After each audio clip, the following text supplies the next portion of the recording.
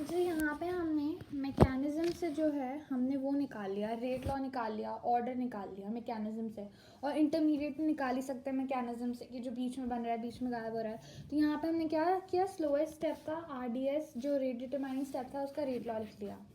ठीक है, उसका इस तरीके से हमने लिख लिया। बिकॉज ये एलिमेंट्री रिएक्शन, तो इसका जो order is obviously equal to the stoichiometric coefficient का सम, तो वो हमने लिख लिया। फिर हमने क्या किया, इसका रेट ऑफ फॉरवर्ड रिएक्शन का एक लोमा लिखा और बैकवर्ड रिएक्शन का लिखा, दोनों को इक्वेट कर दिया। उसमें से जो इसमें O3 को हमने रखा वैसे ही, जो इंटरमीडिएट था वो नहीं आना चाहिए। मतलब हमें क्या चाहिए, हमें इसी इक्वेशन से रेट लॉ निकालना है। ठीक है, तो अब हम क्या चाहते हैं कि हम ये इंटरमीडिएट हटाना चाहते हैं, बिकॉज रेट एक्सप्रेशन में इंटरमीडिएट नहीं आ सकता है।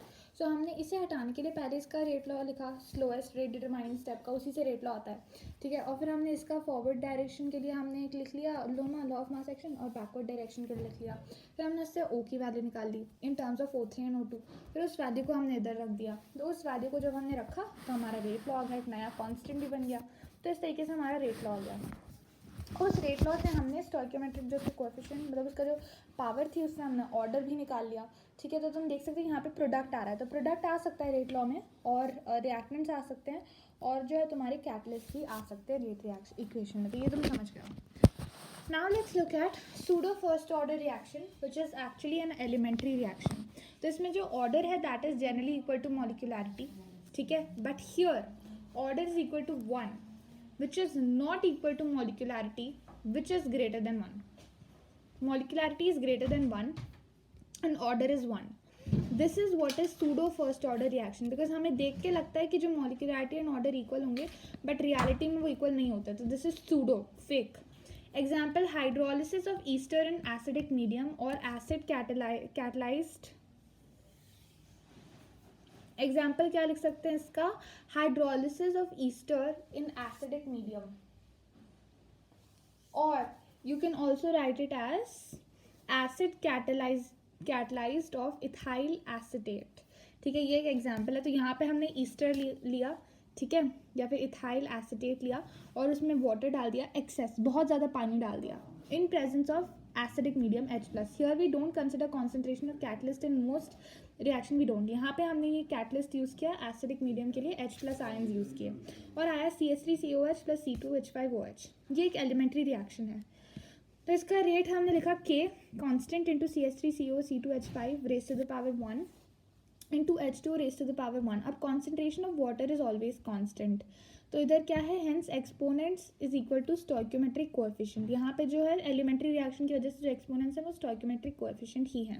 Now water is always taken in excess, reason being here CH3CO C2H5 is the limiting reagent as very little water is used up in reacting with the whole of CH3CO C2H5 and can consider H2O to be constant, hence H2O barely affects rate of reaction.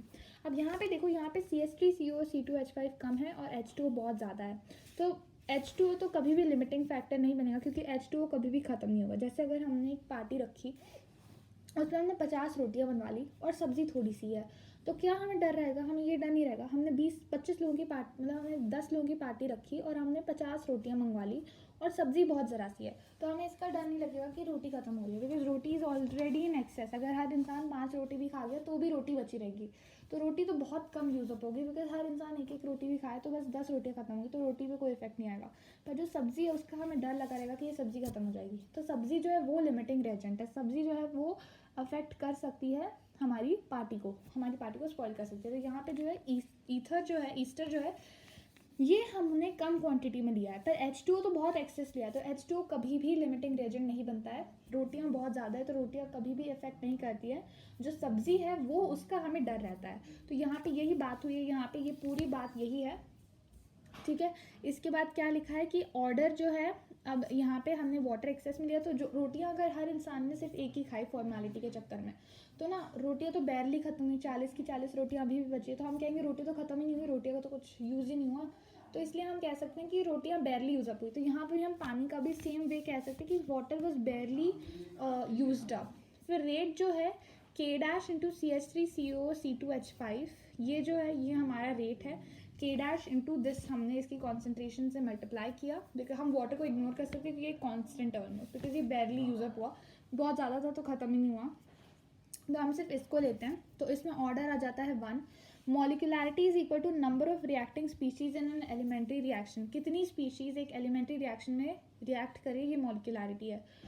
तो यहाँ पे देख सकते हो कि कितनी react कर रही हैं, 2 रिएक्ट कर रही थी, तो मॉलिक्यूलैरिटी बायमोलर रिएक्शन में 2 आ गई। तो ऑर्डर हमारा आया 1, बिकॉज हमने वाटर को इग्नोर कर दिया तो यहाँ पे सिर्फ 1 ही ऑर्डर आया, पर मॉलिक्यूलैरिटी आ गई 2, बिकॉज 2 स्पीशीज रिएक्ट तो 2 स्पीशीज कर रही थी, पर यहाँ पे हमने इसकी कॉन्सेंट्रेशन को इग्नोर कर दिया क्योंकि तो कॉन्स्टेंट है, चेंज ही नहीं हुई, तो इसलिए जो है हमारा ऑर्डर आया 1, पर मॉलिक्यूलैरिटी है बाई मॉलिक्यूलर रिएक्शन है, ये 2 मॉलिक्यूलैरिटी आई। तो मॉलिक्यूलैरिटी वोंट चेंज द 1, मॉलिक्यूलैरिटी होनी चाहिए थी 1, बट है नहीं, hence pseudo unimolecular reaction. Pseudo unimolecular क्यों बोलते हैं, बिकॉज यूनिमॉलिक्यूलर होना चाहिए था रिएक्शन, बिकॉज ऑर्डर 1 है तो रिएक्शन की मॉलिक्यूलैरिटी भी 1 होनी चाहिए थी, पर मॉलिक्यूलैरिटी निकल गई 2, तो सूडो यूनिमॉलिक्यूलर भी बोल सकते हैं और बाय मॉलिक्यूलर भी बोल सकते हैं, बिकॉज होनी चाहिए थी 1 पर यूनिमॉलिक्यूलर है नहीं, तो सूडो यूनिमॉलिक्यूलर, पर बाय मॉलिक्यूलर है तो बाय मॉलिक्यूलर बोल सकते हैं। So this is pseudo unimolecular reaction और बाय मॉलिक्यूलर रिएक्शन। अब आगे देखो, K dash is equal to K into constant H2O का कॉन्सेंट्रेशन विच इज 55.55, ये याद रख लो, यही इसकी कॉन्सेंट्रेशन है, ये हमने इक्विलिब्रियम चैप्टर में निकाली थी।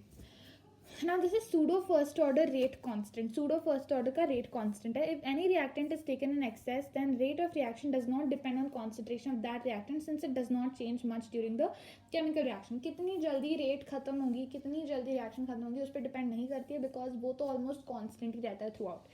जैसे 50 रोटियाँ थी 10 लोगों के लिए, तो वो रोटियाँ तो barely खत्म होगी, अगर एक बंदे ने 2 खा ली तब भी 25 की 25 रोटियाँ बची है ना, एक रोटी एक बंदे ने खाई तो बस एक ही रोटी मतलब 10 रोटियाँ खत्म हुई, तो ऑलमोस्ट सारी की सारी बची हुई हैं, तो उस पर डिपेंड नहीं कर रहा। तो यहाँ पे पानी बहुत ज़्यादा है तो उसके ऊपर रेट ऑफ रिएक्शन नहीं डिपेंड करता है, because rate depends on concentration of reactants and products. ठीक है, यहाँ पे जो है इसकी कॉन्सेंट्रेशन चेंज नहीं हो रही, तो रेट पे कोई भी ढेरे भर का भी इफेक्ट नहीं आ रहा है। ठीक है, अब यहाँ देखो example 2 is inversion of cane sugar. जो केन शुगर है उसके इन्वर्जन को भी हम एक सूडो फर्स्ट ऑर्डर रिएक्शन का एग्जाम्पल मानते हैं, तो ये एग्जाम्पल जो सूडो फर्स्ट ऑर्डर रिएक्शन है, रिमेंबर दैट।